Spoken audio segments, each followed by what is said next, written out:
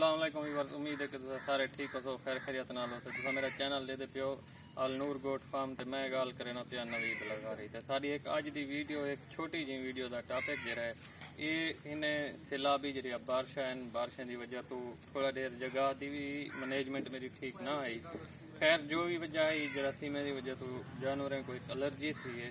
तो हुन बेहतर इलाज जरा है वो पहले भी ॾाढी पहले इंजेक्शन ले थे, हम काफ़ी सारा फ़र्क है। हूँ एलर्जी का जरा इलाज है, पहले तो जख्म वगैरह दिखा देना वो वाला इलाज देखना। वीडियो को पूरा देखना है, शेयर भी करना है तो लाइक भी करना है। कैमरा मैन और कैमरा कहना इस दे दे पे सो इन जगह ते थोड़े देर जख्म है, उन्हें बाद ये दुम दे उत्ते टेल दे उत्ते ये जख्म है, उन्हें बाद इधर दिखल ये सारी एलर्जी भी है। तो एक बिया भी डाउट थी सकते कि कुछ जल्दी कीड़े ना हो, लेकिन इतना कह नहीं होना उन्होंने मसला ये एलर्जी का मसला है। तो जो असा मलाई भी सड़ सकते थे भी मलाई कढ़े ने जानवर तो इन इलाज तो कोई इंजेक्शन दसे ने तो वो इंजेक्शन ही है और वो इंजेक्शन ले सो इंशाल्लाह आज 10वीं बीमार है सही को ले से और काफ़ी सारा फर्क है बेहतर। तो अल्लाह खैर करे सी। फिलहाल कोई भी तुसा इंजेक्शन गिन सो एवरमैक्टन दे फार्मूले का तो ये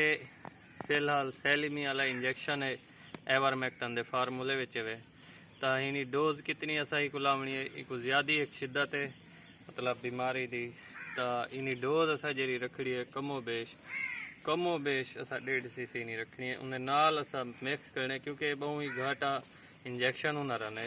तो हैवी इंजेक्शन होने जिनी वजह तो असा इनी डोज स्टॉप कर ले कितिया में। तो हिनी जी डोज असा रखनी है 1.5 cc रखनी है तो बहुत ही गाढ़ा इंजेक्शन होने और हिने असा मिक्स करने कोई भी ताकत वाला इंजेक्शन असा मिक्स कर सकूँ 20-12 नैरो बयान ही किस्म का। और हिना इस्तेमाल का क्या तरीका कार है कोई भी एवरमैक्टन फार्मूले का इंजेक्शन हो उन्हें इस्तेमाल का यह तरीका कार है जो पहले ही को तुसा फ्रिज रख गिनो या बर्फ गिनो चाहे बर्फ के अंदर बिल्कुल ठंडा यख कर गिनो तो ठंडा यख हो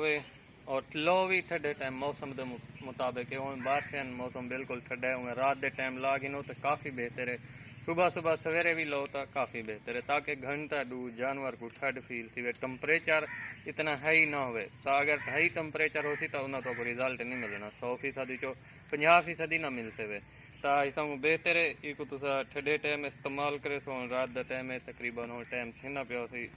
6-6:30 के नेड़े तो उतो इंशाल्लाह रात भी ठहर सी। तो ये इंजेक्शन तुसा लावने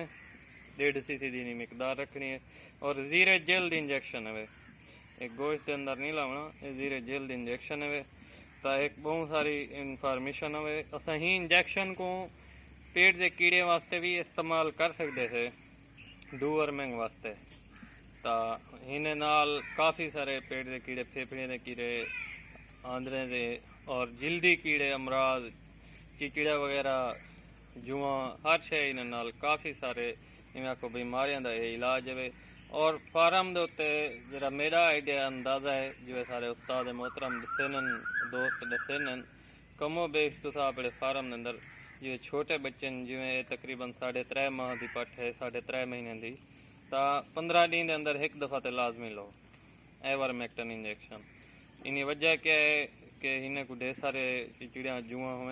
इतना ही छोटे होने बंदे को नज़र नहीं आंदियाँ तो ही वजह तो लाग इन सो तो बेहतर है। तो महीने के अंदर 2 दफ़ा लाग वजन ना तो हक बढ़ते हर डावें नहीं ना तो 2 दफ़ा लाजमी लानी चाहिए। तो ये बहुत गाढ़ा इंजेक्शन है ये गल रहन नशीन कर गिन सो जो भाई तुसा इन्हें अंदर कोई भी इंजेक्शन ताकत वाला मिक्स कर सकते हो, कोई भी ताकत वाला इंजेक्शन नैरो बयान है 20-12 है इवें 2-4 बेबी हैं। तो एवरमैक्टन इंजेक्शन है जरा लवीने चिचिड़े वगैरह वास्ते उम्मीद है सारे बिरा में को पता भी हो सके शायद। तो इन्हें फ़ायदे क्या है इन्हें अफादियत क्या है वो तो मैं पहले भी बयान कर चुका। तो इन्हीं वजह नाल इंशाल्लाह आपको बेहतर रिजल्ट मिले तो आपको जख्म भी दिखाए थे कि काफ़ी सारे बेहतर थे जख्म पट दे तो हुण इन्हें ताकत वाला इंजेक्शन मिक्स करे ने पैसे ये 20-12 वे ये सारे फार्म दे अक्सरियत दवाइयां अवेल होनियन आल नूर गोट फार्म ते अपने जानवरें की बाकी इलाज माल जा कैंसे करे ना बिना जानवर का सारा मकसद सिर्फ और सिर्फ अपने फार्म को सेफ और सिक्योर रखना इन अंदर एक सीसी मिक्स किए थे क्योंकि बहुत हैवी इंजेक्शन है और तुम्हारे सामने लेसूँ जानवर बहुत ही तकलीफ है छूने फिलहाल स्टॉप कर वीडियो स्टॉप कितिया से पाठ पकड़ गया से तो एक दफ़ा वाला इंजेक्शन दे गिनसो ए एवरमेक्टन दे फार्मूले विच वे एक कैमरामैन तो दिखे ना पिया सी तो एवरमेक्टन दा कहीं भी मेडिकल स्टोर ते वहीं तो इंजेक्शन तलब कर सकते हो 8 शेरू तो ये जीरे जेल दे लवी ने एक जेल दे इलावा दा तरीकाकार भी देख गिनो जितना सा को अंदर सा सीखे दे बाकी उस्ताद सारे तो भी ढेर माहिर हैं पे जेल दे चलावा तरीकाकार थोड़ा जो चमड़ी कुतु ते करे सो फ्रंज अपना आप अंदर दाखिल थी वैसी जीरे जल्द इंजेक्शन है तो आहिस्ता आहिस्ता आराम नाल जानवर को तकलीफ जरूर थी बाद तो इवें थपकी मार रही उन्हें ज्यादा नहीं मलना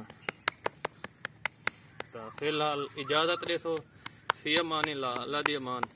तो वीडियो को लाइक भी जरूर कराए शेयर भी जरूर कराए कमेंट भी अपने कोई भी गाल होए कर दी तो फिलहाल इजाजत दियो फी अमान अल्लाह।